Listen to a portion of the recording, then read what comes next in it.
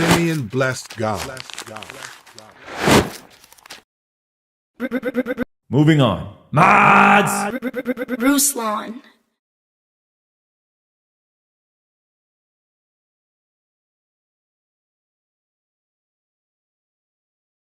Ruslan. And it said that Simeon blessed God. I'm excited to bring to you. What if I told you this ominous character, often used for Halloween costumes, is much closer to a metaphor for Christians than you might think, and is even in our newest Blessed God collection? This character is actually the uniform of a plague doctor. You see, the Black Plague in the 1300s was absolutely devastating, taking out between 25 to 50 million people in Europe. The doctors of this era would wear these beaked masks filled with spices and aromatics, so when they entered the contaminated areas filled with death and decay, they could avoid the stench of death, ward off the supposed poisonous air, and prevent from contacting the very thing destroying their patients. This reminds me of the verse found in 1 Peter chapter 2, verse 12, which reads, "Live such good lives among the pagans that though they accuse you of doing wrong, they may see your good deeds and glorify God on the day he visits us." And this is what the brand new Among the Pagan collections is based on. As we near Halloween night, us Christians are faced with the reality of Satan's grip on culture. While many enjoy the evening as a time to dress up in innocent costume, you don't have to go too far until you are met with a house or person dressed up in a way that glorifies demonic things. John 8, verse 12, Jesus spoke to the people and said, "I am the light of the world. Whoever follows me will never walk in darkness, but will have the light of life." Although we are surrounded by darkness, we are promised the light of life through Jesus.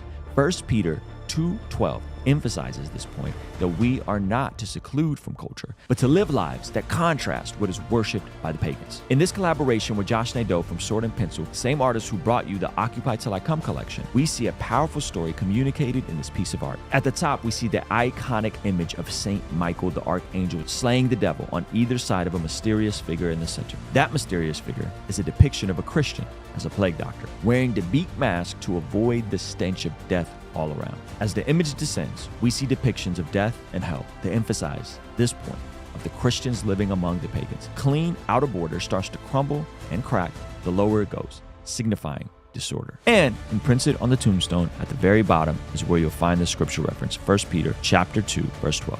Guys, we got a variety of high quality tees, champion hoodies, long sleeve tees, prints, and even a puzzle right now available at blessgod.shop. Don't let the pagans be the ones to dominate this season.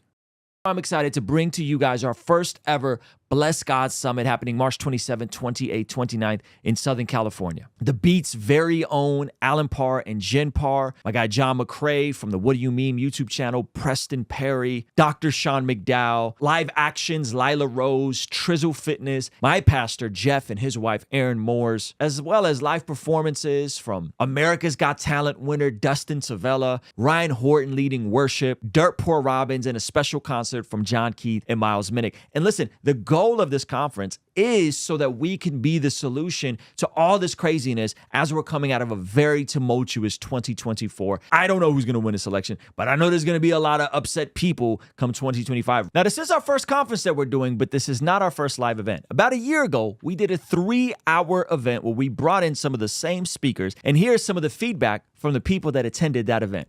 One of the things that stood out to me was how you need to be secure in the Word of God and how reliable it is. Making sure that God is in my personal ambition. The reason this is important is because the church has to gather. If you're somebody who is on the edge or on the fence of wondering if you should jump in or not, jump in. The health of my body is connected to my spiritual health, and that I need to take care of it. Be prepared to bring your notebook and be prepared to be reminded that you are made for more. I'm excited to announce that we really want to get as many of you there as we can. So we developed a couple of things. One, we now have a full scholarship opportunity. For those of you guys that are like, Ruslan, I want to be there, man, but the way my bank account is set up right now, I just can't cut it, bro. Okay, great. We have a scholarship available where you can fill out a scholarship, and we have opportunities for those of y'all that got it and got the funds and you want to sponsor someone. We have opportunities to sponsor someone, and right inside of the ticket sales section, and an opportunity to buy a pay it forward ticket, as well as group discounts if you want to bring a bunch of your friends, or if you're a pastor and you want to bring your whole staff, those are available as well. And there's now even payment plans, so you could put a little bit down now, and I think I'll take it out every month or so. But there is some bad news. If you're watching this right now, that means you already missed the very first price jump. The prices were super cheap, and when we initially launched this, now they went up. They're going to go up again in a few weeks. So go to blessgodsummit.com now to get your tickets, to apply for a scholarship, to sponsor someone going that needs to be there. And I can't wait to see you guys, hang out with you guys in person, March 27th, 28th, 29th, here in beautiful North County, San Diego. Ruslan. Moving on. Mods! Ruslan. All right, we're back, ladies and gentlemen. Appreciate you guys rocking with us. I pressed the wrong button on the previous stream. That's what happened. There's no excuses. I just pressed the wrong button and ended distraction into recording and it's ended the stream. So like a big. Okay. Can we get the likes up? You got the little thing going? It doesn't matter. It doesn't matter. It's 5:01. We got to hit this. All right. The Harris campaign released a crazy ad. Shout out to Lisa Revere who sent this to me. It was a Not the Bee article at first, and we're like, is this a Babylon Bee article? That's how bad it was. No, this is real. This is the craziest ad I've ever seen. Basically telling young men, if you vote for Harris, we'll let you keep your pornographic material. I'm not exaggerating. This is apparently a depiction of a dude jerking his chicken? Hide your kids, hide your This is not wife. appropriate by any means. This is not appropriate by any means. All right, so let's look at this. Oh my gosh! Hold on. Wow, I did not. This cannot be a real ad. Okay, let's scroll and see if there's a different one. Oh my! Wow. Okay. Okay. I'm uncomfortable just watching Hide this. your kids, Okay. hide your wife. Explicit. Maybe I'll mute it in the first couple seconds so we just get the visual. I don't want anyone to get the you know that meme that was around that was like, oh dude, check out this meme, and it was a regular meme but with the corn noises, and then you're like, oh, by my mom. Guys, we're low on time. Yeah, we're gonna mute this and I want to play this. No. I'm saying we're low on time. I need someone to fact check this for me because this can't be real. Yeah, this is crazy. This is a This is a presidential campaign putting money behind this. Someone fact check me, please. Chat, please help me out. Go ahead. Are we muting it or not muting it? Just let it rock. Oh! Sorry, you can't do that. What the hell, man? How'd you get in here? I'm your Republican congressman. Now that we're in charge, we're banning porn nationwide. You can't tell me what to do. Get out of my bedroom, you creep. I won the last election, so it's my decision. I'm just gonna watch and make sure you don't finish illegally. Oh my God. Okay. Oh No, my please gosh. don't play that again. Just I know. pause the last screen. Gosh, that can make me uncomfortable. I didn't do anything. That's Kamala Harris made you uncomfortable. Paid for by who? Who the heck paid for this? PAF? Not authorized by any candidate or candidates committee. This is okay. ProgressActionFund.com. Okay, look this up. Hey, Samaje, delete Kamala from that. Or do I delete Kamala from it? Yeah. It's not funded by Kamala, but yeah. Go to the website. I mean, this is how we figure it out if this is real. Maybe you put the Democrat elephant on there. ProgressActionFund.com. Let me look at the article that was sent to me. Because this is being positioned as a Kamala Harris. When Republicans go low, we go lower. That's their pitch. So they have another one. Oh my gosh. Are these real? Yeah. These are ads, but they're essentially just like they're essentially just really inappropriate ads. We're not going to watch all of them. Democrats are afraid to fight back. We aren't. So they're on. I bet you this is some folks like owned by Cornhub or the same guy that was on Patrick Davis' channel. All right, let me check because I do think that I remember reading something crazy about that. I think that Not the B article might serve some utility. I don't know if I posted where was it. that again? I thought I I thought I gave it to you. I didn't give it to you. Let me see. Let me. Can you cut back to this? Boom. Yeah. And then pull up your camera. Let me go. Did you have it pulled up? I did earlier. Let me see. Yeah, I'm sure you could just Google it. Google not the bee. The libs are trying to scare men. Yeah, I would just Google it instead of trying to find it. Oh my gosh. This is one of those, like, you know, when the Puerto Rican thing happened, people on the right were saying Tony Hinchcliffe was like an op to try and hurt the Republican Party. This almost feels like that. It does feel like they can't be this stupid. An undercover agent. Yeah, they can't be this stupid. Like the libs can't be this stupid. All right, not the B. New ad tells men to vote Democrat to keep their corn. Democrats dropped new ad. Vote Kamala because Republicans are going to ban porn. I can't believe this is real. The title of this ad, I kid you not, Republicans are rubbing you the wrong way. And the PAC behind it spent That's a PAC. Spent over $2 million on it. In the ad, a man, yep, we get it. Look at the writing though. Debasing himself as a soy boy weakling by watching other people have sexual intercourse is interpreted by a Republican lawmaker. So we get it. We watched it. Debaucherous. Democrats want men to sell their nation out so they can keep pretending to have zegs with virtual prostitutes. Cooking. This ad is insane and no one is going to outlaw corn, but it's microcosm of the left's dangerous hedonism. The Democrat really said, how do we appeal to men? And then came up with this. Not going to, okay, it's cool. Who put this together? Just found out that this ad, when tested, moves under 30 men, 3.5 points away from Donald Trump. That's massive. Wow. Okay, so they did test this ad, and they're saying that it's moving people away from MAGA. Ugh. Is this guy, hold on, go back. Who is this guy? Just found this ad, when tested, moves under 30 men, 3.5 away from. That's massive. Please share. He's missing some commas, and it was killing my brain.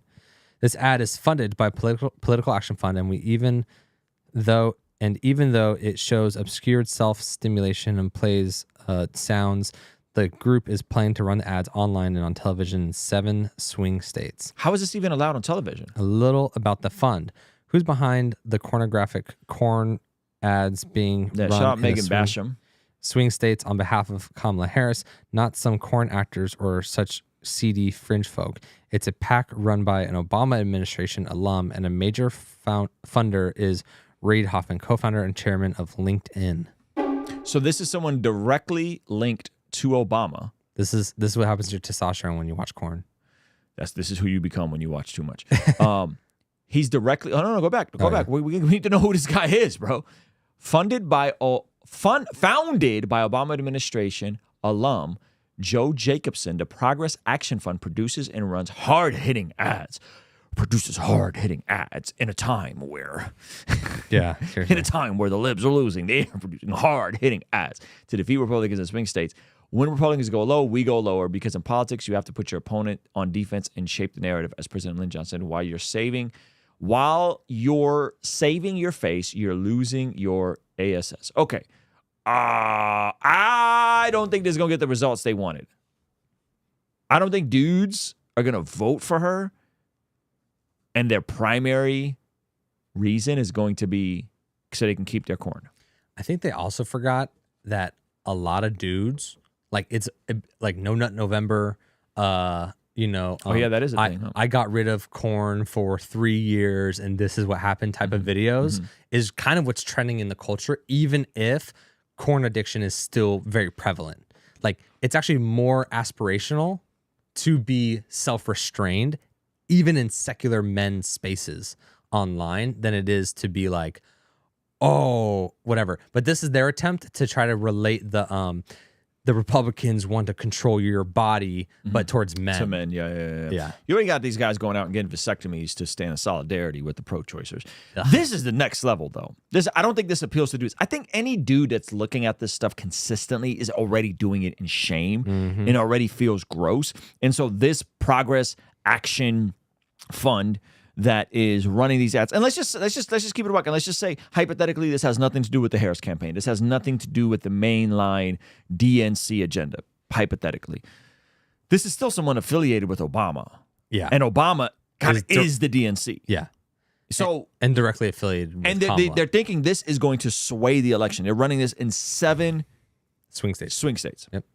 This is next level crazy that this is going to work. Yeah, not to mention the actual things that are trying to be legislated about corn is regulation of sex trafficking, regulation of underage content, and making sure it's completely banned. Which is great stuff. Which is all great. So what I'm saying is that like they are campaigning against the party that's trying to legislate getting rid of illegal sex trafficking content. Crazy. Check this out. They're boasting their victories.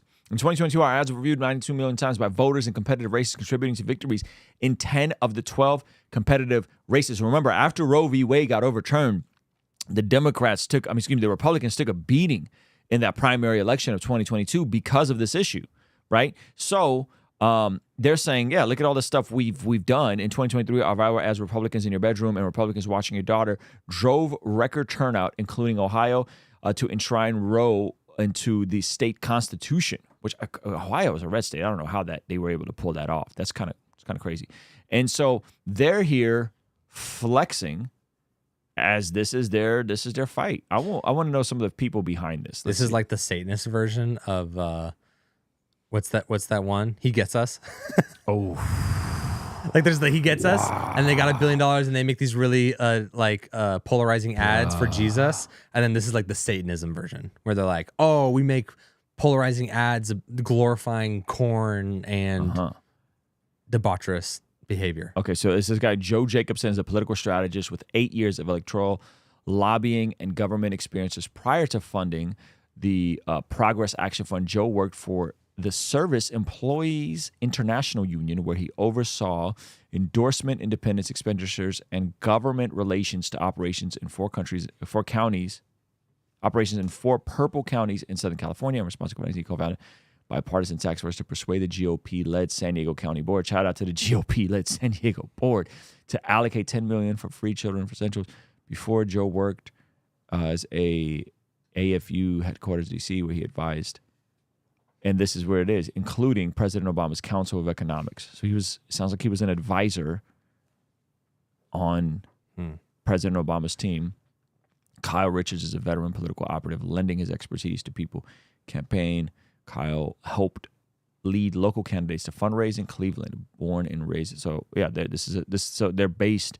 One of these guys is based in Ohio. Yeah, I think this isn't going to work. I think this is going to backfire. I don't think men want to be told, vote for Harris so you can keep your corn. Yeah, I also think it's just wildly desperate. Yeah. So it just reeks of fear. Yeah. That's what it does. And so I think it's one of those things where even the guys that are like, oh yeah, I don't want to lose my corn, are like logical enough to be like, look, the government barely gets anything done. They're definitely not doing that. Mm-hmm. And on top of that, why are they going so hard at the Republic? Like this is an ad you run when you're losing. Yeah. This is a losing ad. Or they think this is going to be I could see the pro-choice version of this working for women. I don't see this working on young men. Well, that's because the pro-choice version of this. Yeah. Like this narrative works for women that like have been indoctrinated to believe like reproductive rights as their, you know what I mean? Yeah. Their thing. But I don't think this works for men. Yeah, no, I agree. Okay. Stop this recording. Stop the music. Chris. Is Chris even in here? Yeah. Done. That's great. Hey, Samaje, did you catch the vision for that last one? You got rid of Kamala in it? Yeah, I'll take her out of it. Cool. And then you could just replace her just with a cutout of the Democrat logo. Or like a sign that says vote for Kamala. You could do that. She's technically not funding it, so we can't have her in it. Yeah. All right. Technically. What else we got? One last topic. We got I'm sleepy. Let's close out anything we're not using, because that will make the stuff less. This was submitted by the Patreon. Yeah, Young Thug was found guilty of all charges, or not found guilty. He pled guilty. Yeah, I don't know. We can come back to that. I think that's something that we click out of that. So we could. What'd you see? I just accidentally got rid of our beautiful Matt Fried clip. This one. It's fine. We can come back to that. We don't have time to hit that whole thing. George Janko talks to Ben Shapiro about Jesus. Always a bad. Is this where it starts? Yep, right where Okay, it starts. You guys want to do George Janko talks about? You watched the JD Vance Brogan pod? No, I heard they went almost over 3 hours, almost 4 hours. They said coming up. I want to watch JD Vance said he's done more. His interview with Joe Rogan is longer than all of her press combined. That's funny. Isn't that funny? All of her press combined? That's what he said. I mean, if it's a 4-hour conversation, he said they almost went 4 hours. So they went almost 4 hours. I mean, she's got a bunch of 30-minute interviews. She got a bunch of 30-minute interviews. You know. So, all right. Ruslan. Moving on. Mods! Ruslan. George Janko sat down with Ben Shapiro and the conversation around Jesus came up. Now, guys have been following.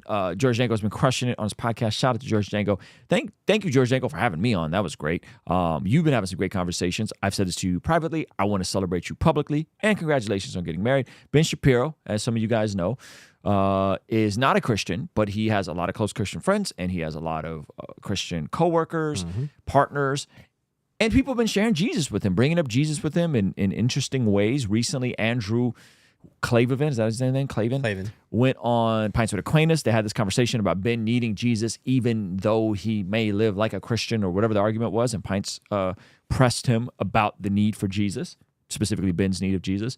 And this is George Janko bringing up Jesus to Ben Shapiro. All for it. Let's check it out. Move. That's always a bad move. I want to talk about that because, like, you're intellectually, bro, you're so fast at like processing what you need to say next, and sharing the same field that you're in now. I'm like a baby, and so now I'm just asking questions because I want to learn from you, so I don't make the same mistakes. And you know, Ben Shapiro's scarred when he hears that just asking questions line. He's like, oh, goodness. And I've learned that when I get emotional, I drill, and it's not from a good place. It's from a fear place. What is a good learning curve that got you away from being emotional so that way, because what we want to do is we don't want to shatter our opponents, but more convince them to come on our playing side of the field because we truly have faith that our side is the correct way. And how I kind of go about these things is how Jesus Christ did it. And it was very... give them the other cheek, forgive them, and through this, they'll see your fruits and want to come over here. I like it. You know how I do this, Mr. Ben Shapiro? Mr. I don't believe in Jesus? I look at the example of Jesus. Jesus said, turn the other cheek, extend compassion, and bring them over. Wow. I like this. Now Ben's no dummy. Ben has a response for this. Jesus wasn't above overturning tables and being pretty harsh when he needed to be. You know what? I've noticed that Jewish people always bring up that. It was one time. He was very forgiving. Forgive him. I think that I mean, I'm not going to preach Christianity to Christians, but I think that they. But you know what? I think you do a really good job. I mean, frankly, I think that Christians should go to church and re-engage with their faith a lot. I think it's really, really important for the country. More people need to go to church. They need to re-engage with the New Testament, and I'm not a big fan of these. So my business partner, Jeremy Boring, who's a lay pastor, he's very fond of saying that he doesn't really believe in sort of the hippie Jesus that seems to be popular these days. Yeah, or like he's coming to basically give you an emotional massage, Jesus. Like that's not actually what he's doing. I mean, there's a lot of, even for a Jew, there's a lot of Old Testament resonances, obviously, in the New Testament, and much of what Jesus is saying, where he's chiding people for not taking care of the poor, for not taking care of the widows. That there's nothing really different than anything Jeremiah would have said, for example. Okay, we're getting closer. Okay. Just let Ben Shapiro keep talking through it. Yeah. He's like, he just said that Jesus is the same thing as the Old Testament. Was saying the same thing that the Old Testament prophets. Yeah. Yes, Ben.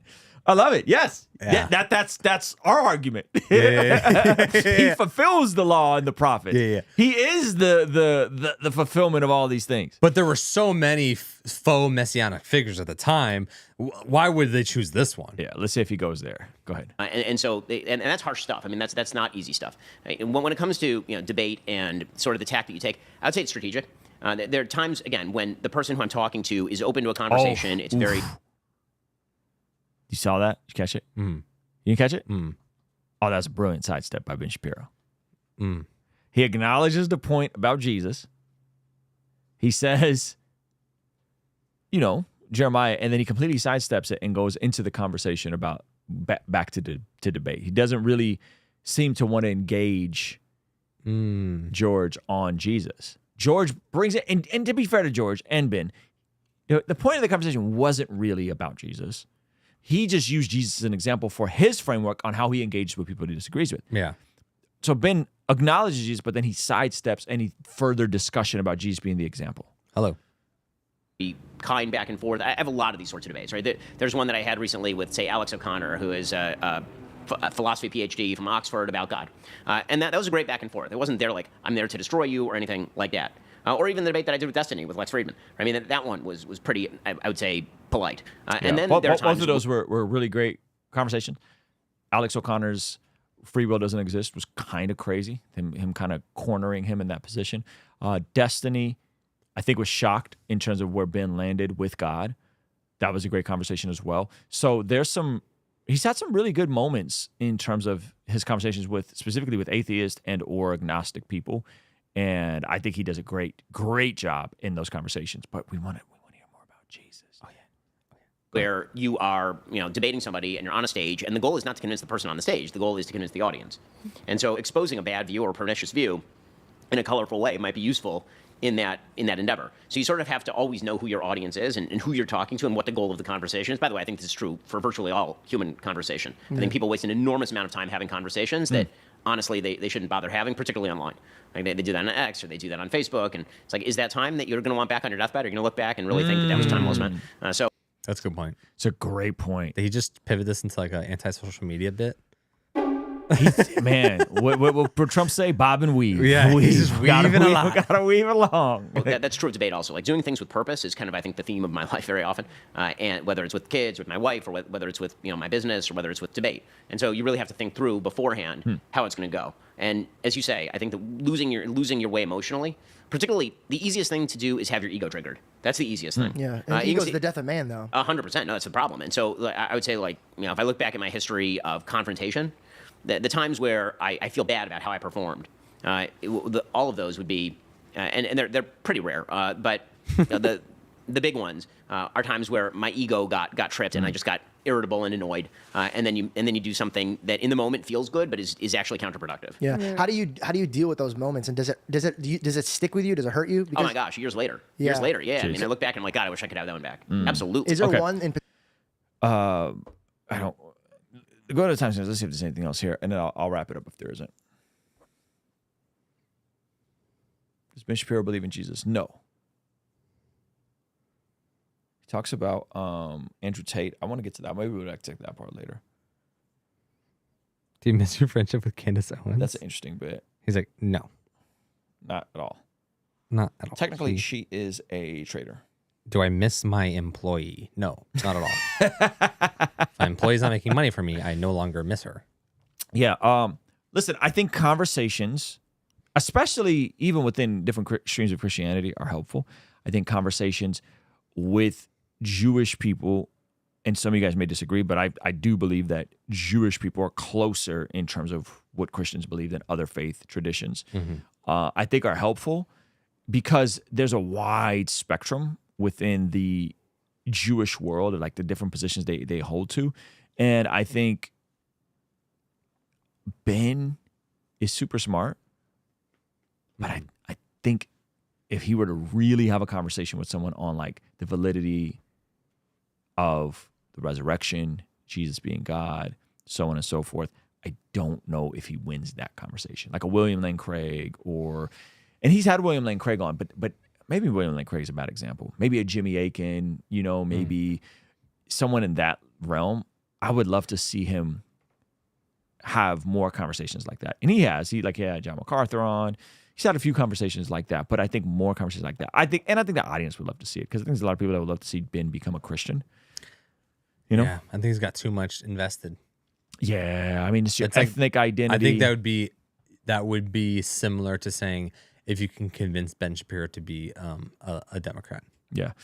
Someone said Ben ran, shout out to Apologia Center said, Ben ran from Craig, pushing him on the resurrection. Okay. He's like, agree to disagree. Yeah, agree to disagree. Yeah, he definitely got to a place where he was seemingly almost Jordan Peterson's like, I don't find this interesting. Yeah. Frankly, I found the previous part of this conversation more interesting than this one here. Yeah, so that is true. And we did cover that. And if you guys want to see the time William Lane Craig presses Ben Shapiro on Jesus, we'll have that pinned over here. And be sure to pick up our brand new Among the Pagans collection right over here. I'll end it with the ad. Yeah, that's how Peterson runs some stuff. All right, guys. Hey, thank you so much for hanging out. It really is, the time is winding down for you guys to get your merch from the Among the Pagans collection. If you don't have it, go get it right now. We will be back next week, and I'll see you later. All right, love you guys. Peace. What if I told you this ominous character, often used for Halloween costumes, is much closer to a metaphor for Christians than you might think, and is even in our newest Bless God collection? This character is actually the uniform of a plague doctor. You see, the Black Plague in the 1300s was absolutely devastating, taking out between 25 to 50 million people in Europe. The doctors of this era would wear these beaked masks filled with spices and aromatics, so when they entered the contaminated areas filled with death and decay, they could avoid the stench of death, ward off the supposed poisonous air, and prevent from contacting the very thing destroying their patients. This reminds me of the verse found in 1 Peter chapter 2, verse 12, which reads, "Live such good lives among the pagans that though they accuse you of doing wrong, they may see your good deeds and glorify God on the day he visits us." And this is what the brand new Among the Pagan collections is based on. As we near Halloween night, us Christians are faced with the reality of Satan's grip on culture. While many enjoy the evening as a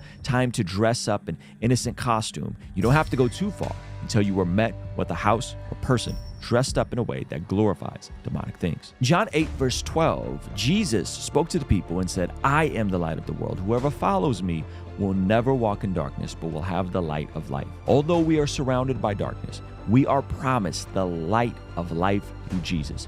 1 Peter 2:12 emphasizes this point, that we are not to seclude from culture, but to live lives that contrast what is worshipped by the pagans. In this collaboration with Josh Nadeau from Sword and Pencil, same artist who brought you the Occupy Till I Come collection, we see a powerful story communicated in this piece of art. At the top, we see the iconic image of Saint Michael the Archangel slaying the devil on either side of a mysterious figure in the center. That mysterious figure is a depiction of a Christian as a plague doctor, wearing the beak mask to avoid the stench of death all around. As the image descends, we see depictions of death and hell to emphasize this point of the Christians living among the pagans. Clean outer border starts to crumble and crack the lower it goes, signifying disorder. And imprinted on the tombstone at the very bottom is where you'll find the scripture reference, 1 Peter chapter 2, verse 12.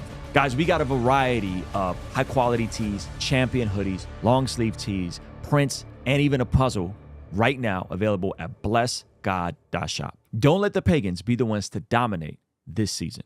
I'm excited to bring to you guys our first ever Bless God Summit happening March 27, 28, 29 in Southern California. The Beat's very own Alan Parr and Jen Parr, my guy John McCrae from the What Do You Meme YouTube channel, Preston Perry, Dr. Sean McDowell, Live Actions, Lila Rose, Trizzle Fitness, my pastor Jeff and his wife Erin Moores, as well as live performances from America's Got Talent winner Dustin Savella, Ryan Horton leading worship, Dirt Poor Robbins, and a special concert from John Keith and Miles Minnick. And listen, the goal of this conference is so that we can be the solution to all this craziness as we're coming out of a very tumultuous 2024. I don't know who's going to win this election, but I know there's going to be a lot of upset people come 2025. Now, this is our first conference that we're doing, but this is not our first live event. About a year ago, we did a 3-hour event where we brought in some of the same speakers, and here's some of the feedback from the people that attended that event. One of the things that stood out to me was how you need to be secure in the Word of God and how reliable it is. Making sure that God is in my personal